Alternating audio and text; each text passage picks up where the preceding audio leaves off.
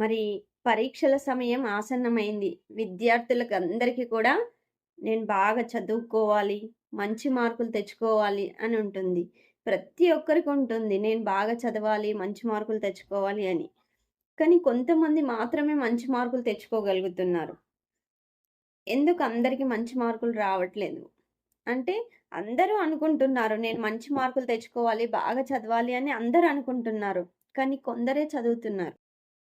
కొంతమంది మాత్రమే చదవగలుగుతున్నారు. ఎందుకు? ఎందుకు అంటే చదువుదామని బుక్స్ ముందు పెట్టుకున్నప్పుడు మనల్ని ఏం చేస్తున్నారు? డిస్టర్బ్ చేస్తున్నారు.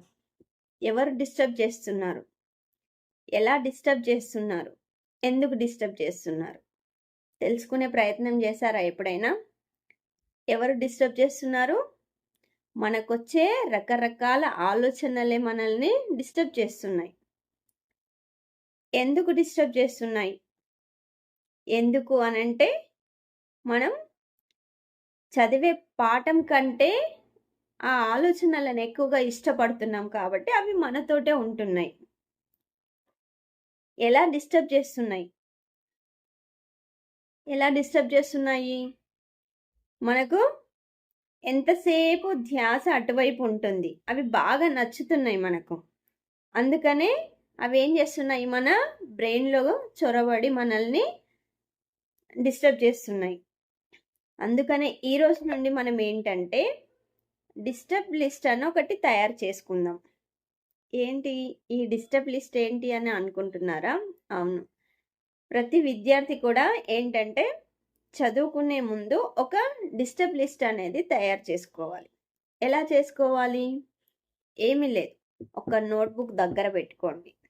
పెట్టుకున్న తర్వాత మీరు చదవడం మొదలుపెట్టిన తర్వాత మీకు ఎలాంటి ఆలోచనలైతే కలుగుతున్నాయో వాటిని ఒక బుక్‌లో రాయండి. రోజు ఇలాగే చేయండి. చదువుకోవడానికి కూర్చున్నప్పుడు ఏం చేయాలి? మీకొచ్చే ఆలోచనలను పేపర్, పెన్ తీసుకొని అక్కడ రాసి పక్కన పెట్టి మీ చదువు మీరు చదువుకుంటూ ఉండండి. కొన్ని రోజుల తర్వాత చూద్దాం మీకు ఎలాంటి ఆలోచనలొస్తాయో. చక్కగా చదువుకోగలుగుతారు. ఏ ఆలోచనలు మిమ్మల్ని ఇబ్బంది పెట్టవు. రోజు రోజుకి మిమ్మల్ని డిస్టర్బ్ చేసేటటువంటి ఆ ఆలోచనలు తగ్గిపోతాయి. మీరు చదవాలనుకున్నది చక్కగా చదువుతారు. బాగా గుర్తుపెట్టుకుంటారు.